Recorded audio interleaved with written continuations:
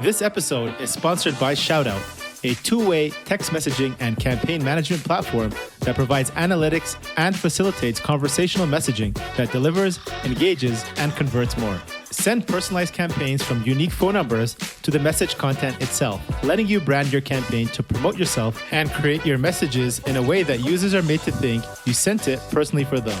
You can then monitor and improve your campaigns over time with real-time analytics. Start reducing messaging and campaign costs with cost-effective bulk SMS. Scale efficiently without having to worry about high costs.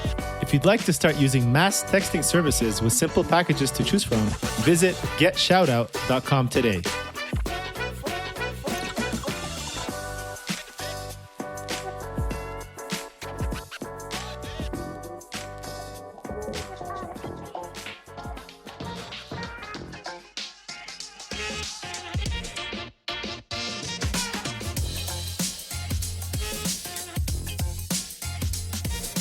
Hello, everyone. This is your host, Akil Jabbar, and welcome back to another episode of SaaS District. In today's episode, we'll be talking about how to get your first customers as a bootstrapped SaaS startup with a limited budget. Today, we have our guest, Andy Cabasso, joining us. Andy is the co-founder at Postaga, an outreach service to build links for free with its AI-assisted all-in-one outreach platform. They can find outreach opportunities, analyze outbound content, find email addresses, and much more. Andy is also the co-founder of Offsprout, where they help web design agencies to build websites for their customers using white label website building tools. And prior to building these two startups, he was also the co-founder at JurisPage, an internet marketing agency focusing on helping law firms create a professional internet presence and get better visibility online. And before all that, Andy was also a practicing lawyer where he transitioned to entrepreneurship. So welcome, Andy. Super excited to have you on the SaaS District show today. Hey, Akil. Yeah, thanks for having me here. So the juice and heart of today's episode is all about SaaS founders looking to grow their company, right? They start off, they obviously have limited budget. Most people who haven't raised, they're completely bootstrapped, just like you guys have done. What do you suggest to them? What is there's a lot of things you can do, right? You guys did a lot of, I think, outreach on LinkedIn via email. Why was that the best channel you found and recommend, or what else do you recommend to people? Well, probably one of my favorite channels is content marketing and SEO, but it takes a while to get the results from it. It takes, in my experience, from it takes about like 6 months and maybe a little bit more before you really start seeing results from it. And if you're starting today with a bootstrap startup, or if you have an MVP, or if you don't even have any product yet and you're trying to validate this idea and see if people would actually pay for it and are willing to give you money, you may not know how to get in front of that audience. And it can take time if you're trying like content marketing, it's going to take time. If you're doing paid ads, it's going to be expensive. And so for me, I found that doing cold outreach, both with LinkedIn and email, has been particularly effective. I can, if my target audience, let's say, is web design agencies, I can search for web design agencies on LinkedIn. I could prospect by using a few different, search tools or prospecting tools or things like that. Build a list of companies and people that I want to reach out to, and then hit them up with a cold email to see or cold LinkedIn message or anything like that to see if they're interested in my product or my solution to hopefully a problem that they have. Okay, and then just kind of dissecting that a little bit deeper. You found these people, I'm assuming, just through some, prospecting tool, narrowed down by base of the industry and size you're working with. How did you reach out to them? Do you have was this very kind of, high level, kind of spray and pray approach, or were you very personalized? How personalized did you go? If you could share also the results, like, what were open rates, conversion rates, and were you pushing them to a trial of your account? Because it was SaaS, right? It's like, hey, try my account. I was like, sure, I'll try, check it out one day. Or it's like, hey, let's get on a demo on a call and talk about it. So the earliest days when we were still building our product, when it was in beta, my approach was very much like, hey, I'm building a new product, and here's the problem that it's trying to solve. Is this relevant for you? Is this a problem that you have? And would you be interested in getting free access to this tool to try it out? Let me know what you think. Very non-pushy, and for this approach, I was doing just as reaching as wide a target audience as possible, just as many people as I can get, because we were really working to get people just to in front of it, to use the product, to see what their workflow is like, if it all made sense, if the user experience made sense, if there were features that it needed that just weren't there that we didn't know about. And that like really just going for user feedback. Our just pitch was like very, like it wasn't aggressive to the extent of like, pay us money. Is this, is this, yeah.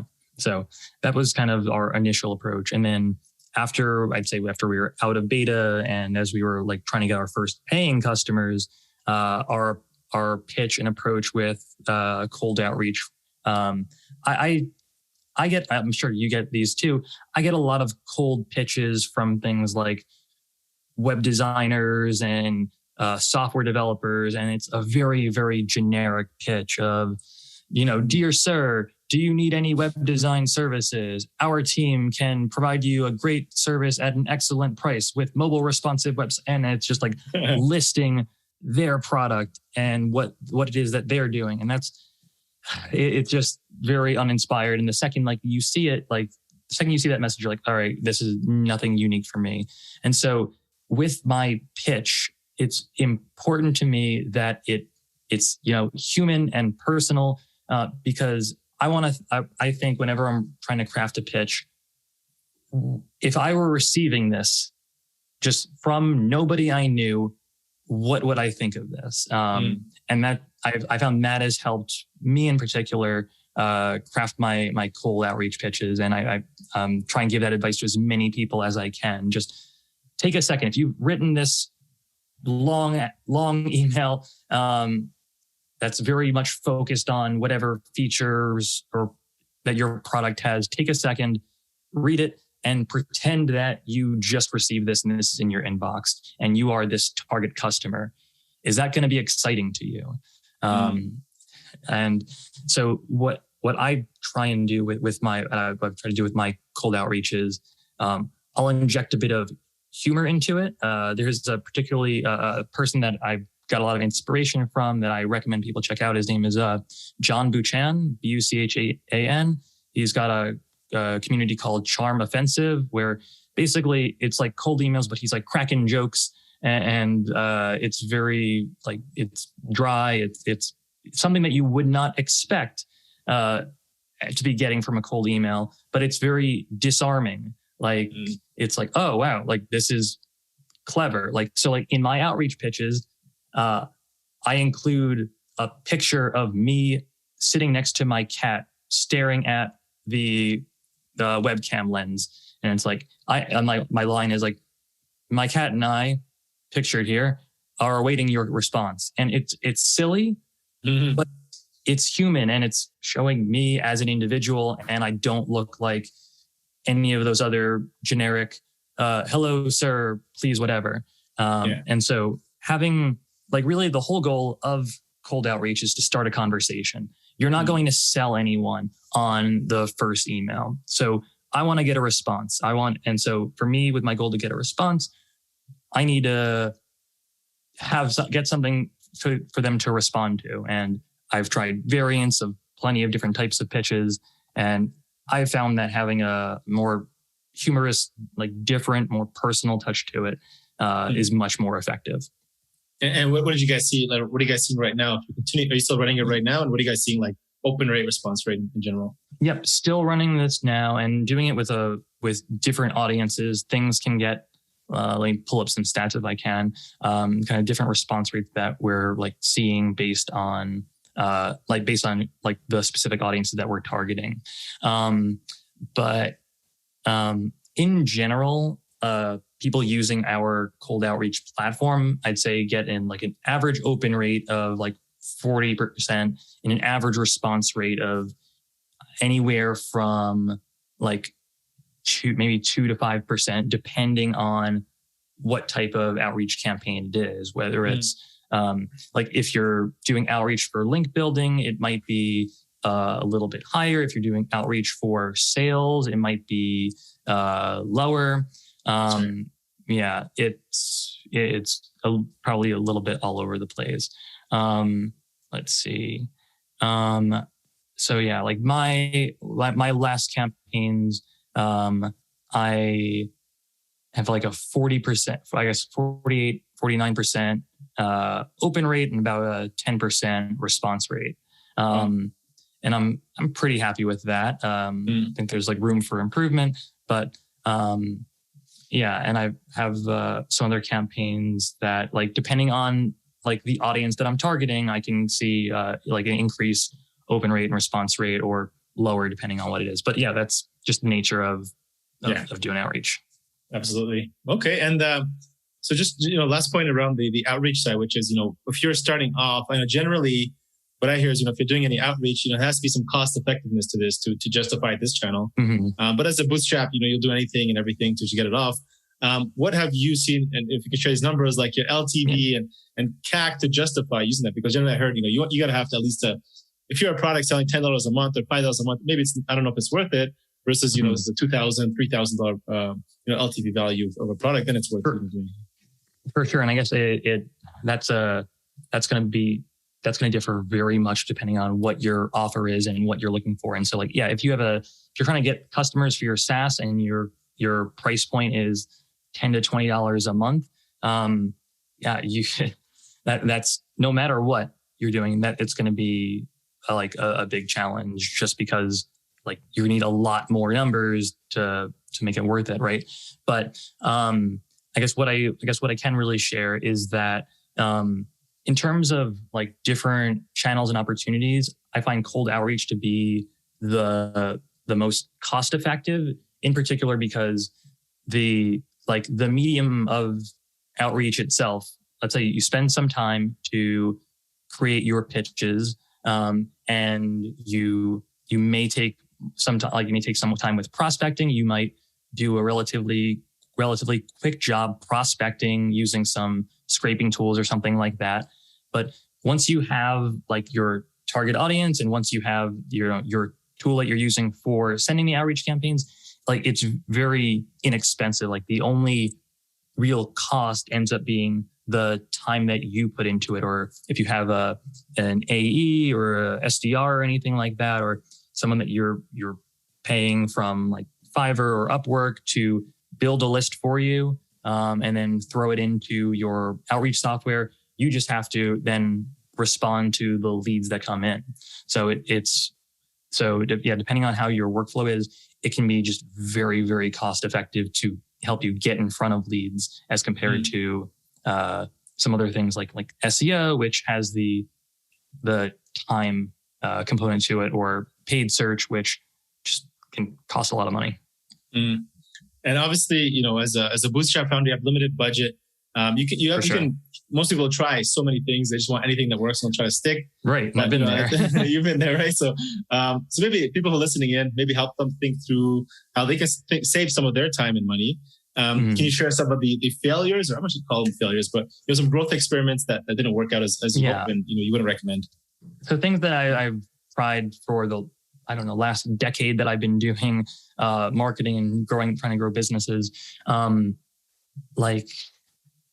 I'd say I'm not happy with how paid social went for us. Like we got it could help get eyeball, we could drive traffic, but it just did not convert. Like the best converting traffic source for us was probably content marketing, and that was like a long game. So for like our agency, some people would like come to our site through a blog post, download a lead magnet, and get on our mailing list. And those people would maybe reach out when it was the right time for them to hire a web agency. And so that was a very a long-term play, but those people converted at a much higher rate because we'd already built that trust, as compared to someone seeing an ad in their social media for the first time, and they click it to see what it's about. Those converted also at a particularly low rate, and the cost for it, at least for my agency, just wasn't worth it. We tried different experiments of like trying to drive traffic to lead magnets, but the cost per sign up I felt like it was too high compared to thinking about, well, if 100 people download this lead magnet from this ad, and within 3 months, this amount of them reach out to, for our paid services, is it worth it? And so I just couldn't really justify it with that.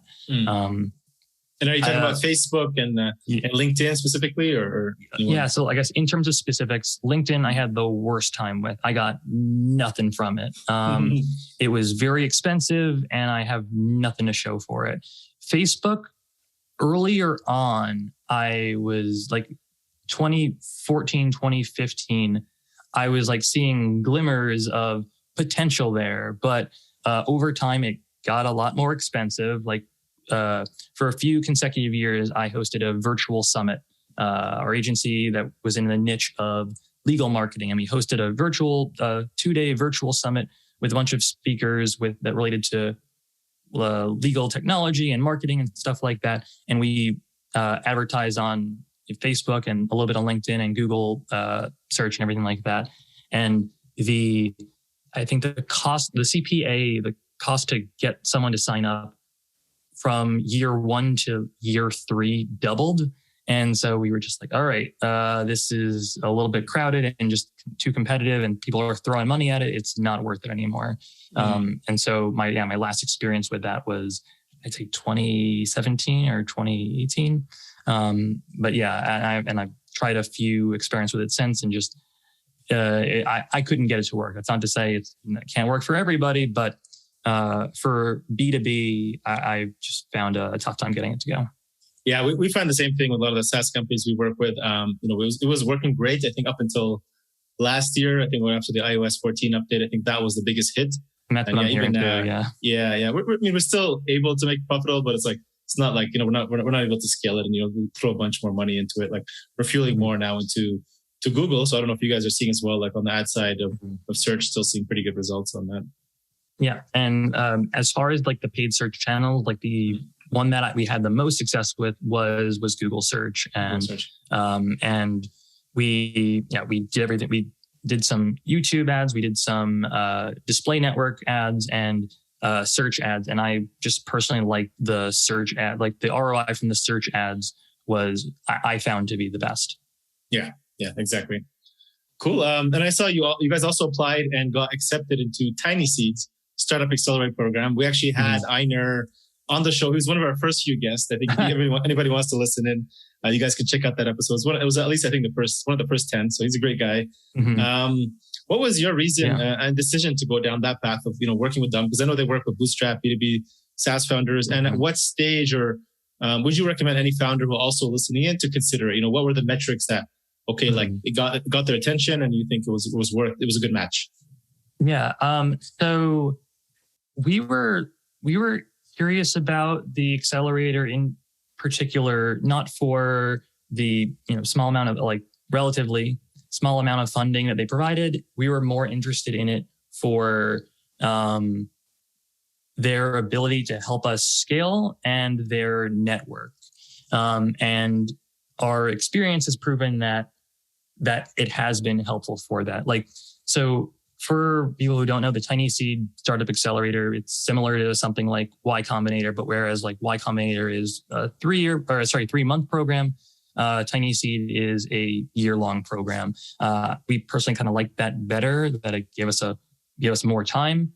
Because I don't know, I find within like a crunch period of time, there are a million things you want to do. Like every day as it is with a startup, there are a million things on one's to-do list. And the key is, how do I prioritize what to do next?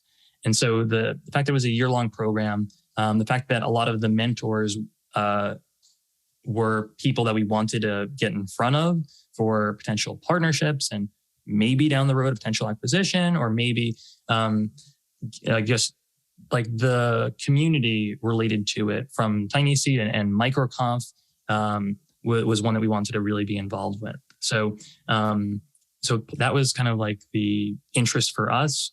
Beyond that, they do provide some funding. So TinySeed as of now, like their current program is they provide $120K for the first founder, and then plus an extra $60K for every additional founder.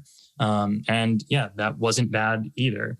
And so like we applied in January of last year. We then had 3 rounds of interviews, one with Tracy, who's the program manager, one with Einar, and then one with Rob. And then they accepted us. We did a month or 2 of, due diligence and then looking over our numbers and books and lawyers and all that fun stuff. And then after that, like we officially joined the program in May of last year. And I guess now we're 8 months in, and it's been great so far. Okay. And then do you remember like what were some of the criteria, what they looked for, so that, founders listening want to consider it? For sure. So they want to see that you have some traction, that you're not pre-revenue. I think their like band that they were looking for was between like your MRR should be between 500 and 20,000. But I think they started saying that most were in the range of 2,000 to 20,000 a month in terms of monthly recurring revenue. I know that some people apply to the program who have higher MRR, and if you do, you have more room to negotiate in terms of their equity stake and percentage and stuff like that. That's what their criteria were when we applied. And do you remember how fast you were growing pretty quickly back then? You're like, hey, look at our traction, or was it like, yeah, we need your help to accelerate this? Well, we were happy with our growth, but we always want to grow faster. And they've definitely, the program has definitely given us a lot of helpful feedback, not just Rob and Einar, but also the mentors and really the other people, other businesses in our cohort. Like we get like advice on like everything from like, hey, should I try out this software? Or I'm looking for a marketing consultant. Who would you recommend? And it's just getting feedback from knowledgeable people that you would trust is important. Like I'd say if you're not doing an accelerator program or anything like that, I would at the very least recommend have some sort of mastermind that you're a part of with other founders, in particular, other founders who are hopefully either at your stage or ideally beyond your stage, like much more successful than you, much further along, much higher MRR, because they can provide you a lot more valuable feedback. I've been in masterminds before. I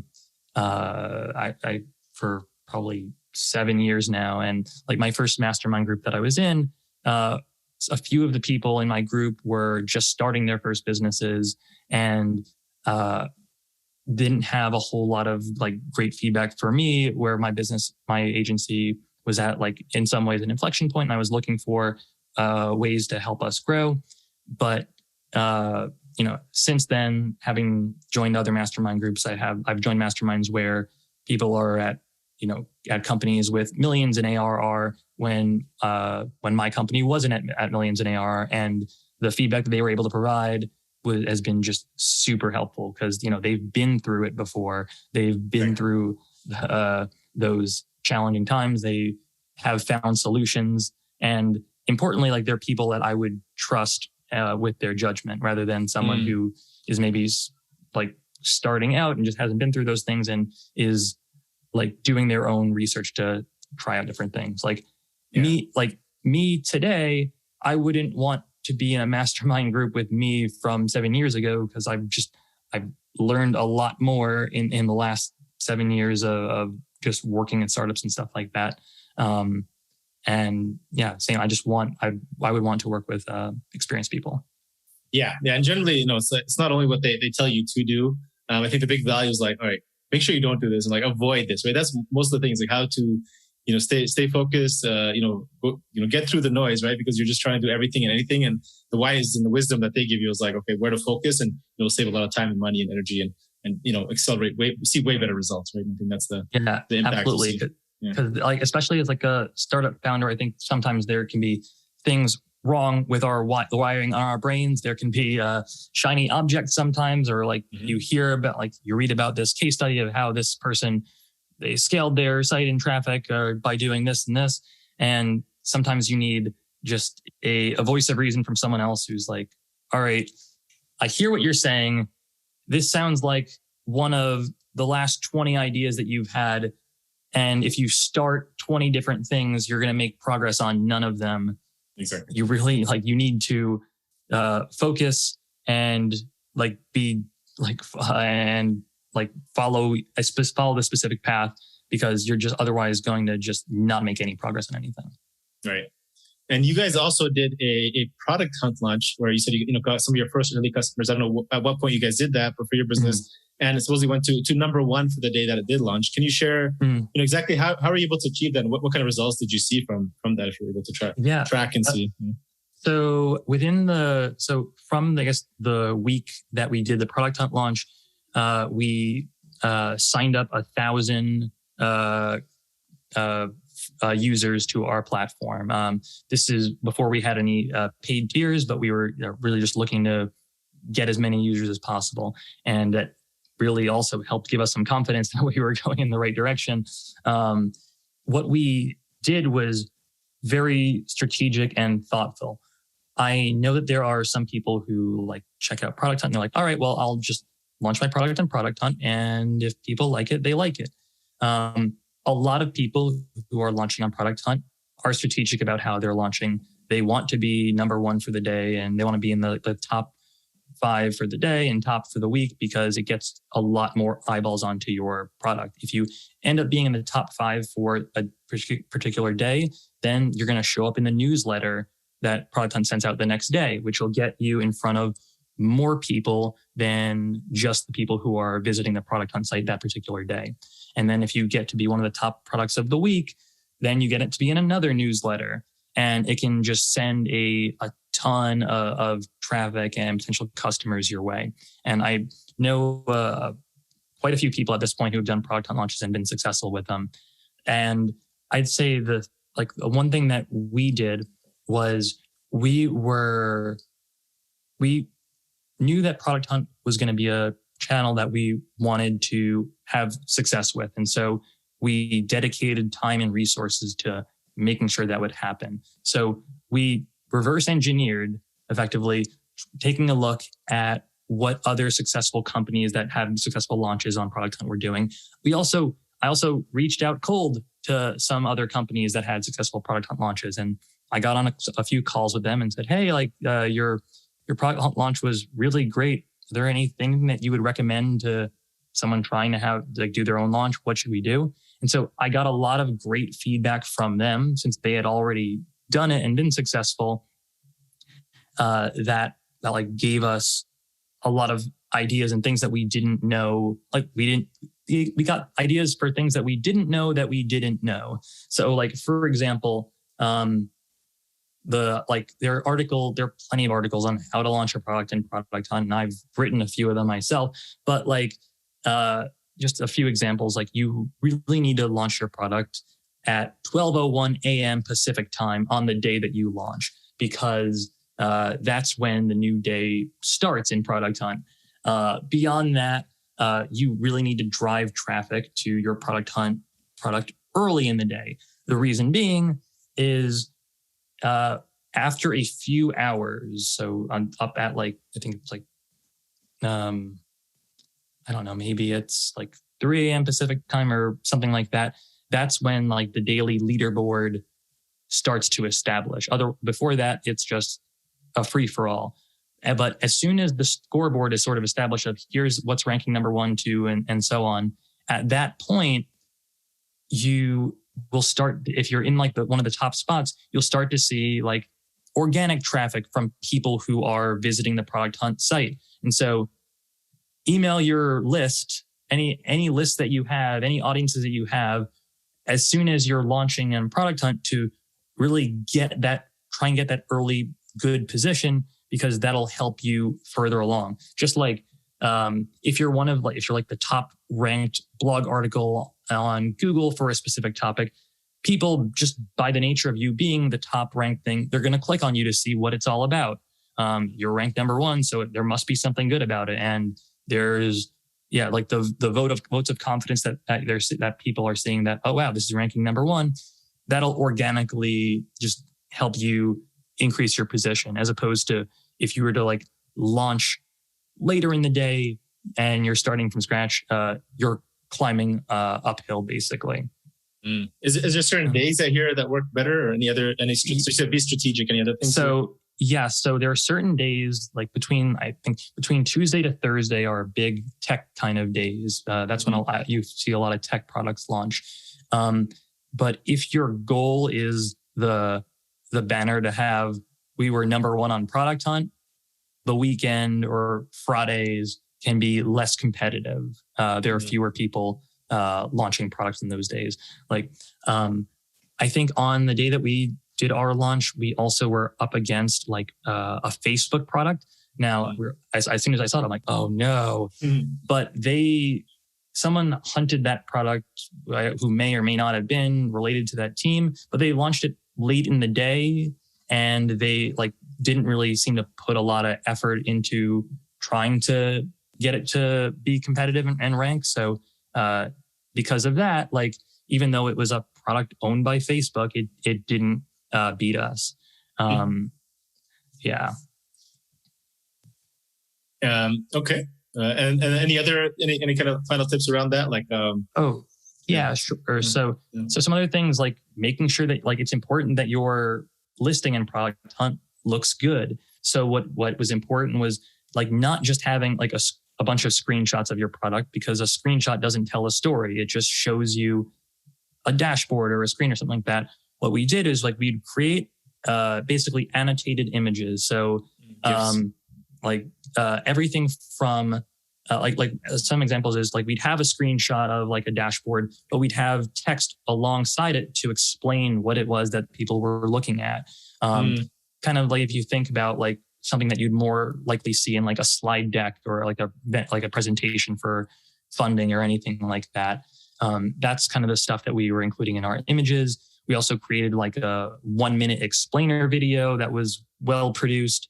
And then our like initial comment that we had that explained what we did has like a little bit of personal story to it to get people invested in us as founders, and like sharing the problem and how we're solving it and why we're solving it. And and for the day that we did our launch, my co-founder and I dedicated just all of our time to it. So we weren't working on anything else. We were just on our website's live chat and support tickets all day for the launch, and really also for like the next day after, because we got a lot more traffic from after we got that mention in that newsletter. But dedicating the resources to that was important so that we could, really cultivate this big batch of new users to get them to become really evangelists for our product. Nice. Love it. Last question about kind of the growth, and then we'll go into kind of the personal rapid fire questions. What about, so Product Hunt, I completely agree. Fantastic place to launch. Another place where people consider a lot is AppSumo, right? So there's like, what was your experience there? I hear mixed stories, right? Like, do you see it's worth it? Especially now, you go out and offer lifetime discounts, right? These are typically, right, $39, $59 a month, or $59 one time. And then, you get all the support issues and things down the line. Short term sounds pretty good, but long term, I hear some issues. What's been your experience there? Yeah, I have experiences both as a customer and as a vendor on AppSumo. I found AppSumo years ago and I loved it. And there were just a bunch of great products that I use every day. And and it's like, oh wow, a really good deal. I paid $70 for some SEO tools that they're great and I'm using them constantly. And then there are also some AppSumo products that you buy that discontinue within a year. And exactly. But that's kind of just the nature of what tends to happen. On the vendor side, as someone who like launched on Product Hunt, on AppSumo, the process kind of was like, we saw that there was like an application for it. We were thinking, this is all stuff that we had to weigh, because I also, for AppSumo, I reached out to other founders who had done AppSumo launches and got their feedback. And yeah, kind of like you're alluding to, some of them were like, this helped really validate our product early on, and it helped us get a bunch of loyal followers and evangelists. But the kind of consensus that I found seemed to be that the cost, it's basically a wash in terms of the revenue that you get from AppSumo compared to the what you get from offering the deal. Like you may have a very successful launch on AppSumo, but AppSumo can take a cut of up to 70 or 75% of the sales. So if you're coming away with 25% or 30% of whatever $50, $60 price tag it is, your product is already being severely discounted to get these customers. And so, it can be like a wash. And really what you're doing with like the AppSumo launch is it's another marketing channel. It will give you some capital, and that's great. Like you can get hundreds of thousands of dollars from potentially. But a lot of that is going to need to be reinvested into those users. I've also heard, and like my experience tends to also be that even if you have like a couple of or thousands of people who sign up and get codes, like 80 to 90% of them will just buy it and not use it. Right. And so, but you still end up with 10% of those people who are active and do, use your support resources and everything like that, and have questions and have feature requests and maybe want more than what the entitlements are.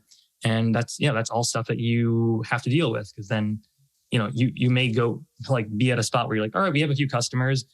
Now suddenly you have 1,000 more customers. Are you ready to handle that and handle those like support requests and things like that? Exactly. So I guess, just a quick answer to that, would you do it again? Yes or no?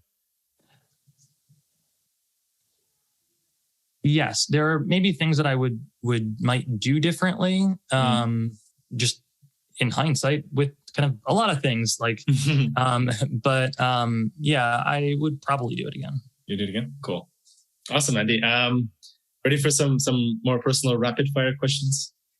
Depends on the questions. On the questions? All right. I guess I'll start it with the easy one. What was your vision when you first started Postaga, and how has it evolved over time to what it is today? The vision at the beginning was, as an agency owner, I wanted a way to do cold outreach in a scalable way for link building. I had this problem as a founder, and I know other agency founders that just were using disparate systems and disconnected tools and multiple different tools for it, and it just didn't make sense for their agencies. And we are on that path with that vision, but we've also added other features and functionality as well. We're not just doing cold outreach for link building. We're also doing cold outreach for digital PR, doing cold outreach for sales as well. And like sales is becoming, maybe to no one's surprise, cold outreach for sales is a big channel as well. What's one piece of advice you wish I had known and would tell your 25-year-old self? I'm not sure your age, but I'll say that. Probably good age. I'm in my 30s. My 25-year-old self, thinking about it, how old was I then? Buy this thing called Bitcoin right now. Only drug dealers and people buying drugs online are using it. But I know it's going to sound ridiculous past self, but this thing is going to go up into the tens of thousands of dollars in value. And that blog article that you're thinking about writing in 2013 or 2014 about how Bitcoin seems overpriced at $92 is probably a bad call, and you'll kick yourself about it later. Nice. Love it. Yeah, fully agree. What are some of the biggest challenges you're currently facing in order to continue to grow Postaga? Meaning, what keeps you up at night these days? As a relatively young startup, it's all about growth. I I want to get in front of as many people as possible that I think are a good fit for our product. We're not there yet. And I'm, kind of like, any startup, I'm looking to get in front of as many people as possible. Nice. What is some of the best resources? These could be books, people, mentors, or people you follow who you'd say have been the most instrumental to your success over these last few years. More recently, I really liked the Startups for the Rest of Us podcast with Rob from TinySeed. Also, I guess a few books that have been helpful for me early in my career with marketing was a book called Influence by Robert Cialdini, which goes into a bit of like psychology of buyer behavior and things like that. It's pretty, I think it's like pretty like standard level marketing fare, but it really highlights the importance of like creating like sensitive urgency and scarcity for your buyers. And that's just that I've just internalized since I read that, and I try to make a point to read it every few years.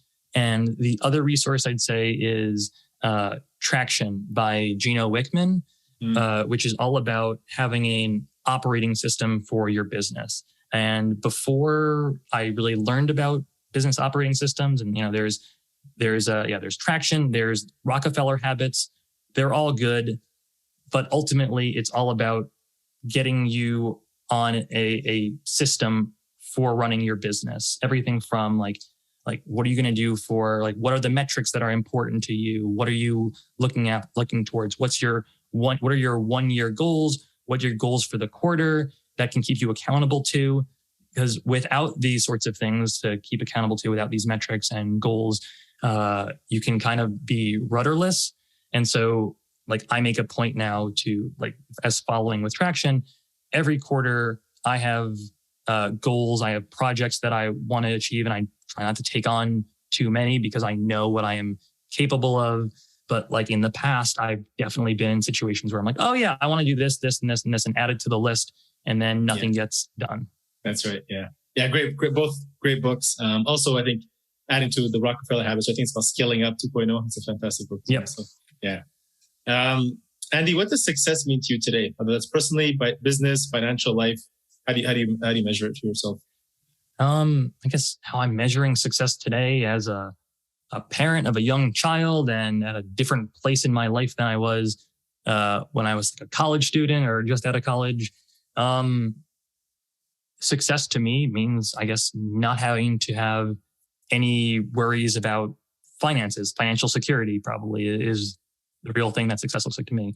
I don't need to build a $1 billion business. Like that was probably something that as like a college student or someone in their early 20s getting to startups, like that was really exciting to me. But that was, that was something exciting to a college student without maybe as much. Hopefully I have a bit more wisdom and understanding. And I have a family now and I like spending time with my family. I don't want to be the person who is always working and just missing my kids growing up, So in a perfect world, I'm not worrying about finances and I have the leisure time to spend with my family. Nice. Love it. What's one hobby activity outside of work that gets you to flow state? If any. I swear, like lately, it's been a lot of child raising stuff. So the hobbies have it's the bottom of the list. Yeah. I've got a 2-year-old now, and so But I guess hobbies. Playing music. I play guitar. I'm starting to try to learn drums. I just bought an electric drum kit recently, and I'm pretty terrible. But that's my personal New Year's resolution kind of goal is get better at drums this year. Nice. Love it. Cool, Andy. This has been good. Lots of good insights here. Lots of helpful advice for founders. Really appreciate you jumping on the SaaS District Show. Last question. Where can founders get in touch with you, learn more about you or about your company as well? Sure. I'm pretty easy to find online. My name's Andy Cabasso, and there aren't any other Andy Cabassos that I know of. You could find me on Twitter, on LinkedIn. I'm Andrew Cabasso. I guess it sounds more professional. I don't know. And we have a Facebook group called Grow Together SEO. That's all about cold outreach and digital marketing and SEO. And our website is postaga.com. That's postaga.com. And if you're listening to this podcast and you want to try it out for your own cold outreach efforts, you could drop the promo code podcast50, and that'll get you 50% off for 3 months. Oh, awesome. Appreciate that. Podcast50. We'll add that into our show notes as well, guys. If you want to check that out, make sure to claim your 50% discount. So thank you so much, Andy. Really appreciate you jumping on, and have yourself a great day. Yeah, awesome. Thanks, Akil. Cheers. Thank you all for watching this episode and joining SaaS District today. Don't forget to like, subscribe, and hit the bell for future episodes where we interview top leaders in the SaaS industry. If you're a SaaS company looking to grow and unlock the true value of your business, get in touch with us at Horizon Capital, and myself or one of our consultants will provide a free assessment to help you get there and hit your goals. If you have any feedback or suggestions for this podcast, please comment down below and help us improve our content for you all. Thanks again, and see you on the next one.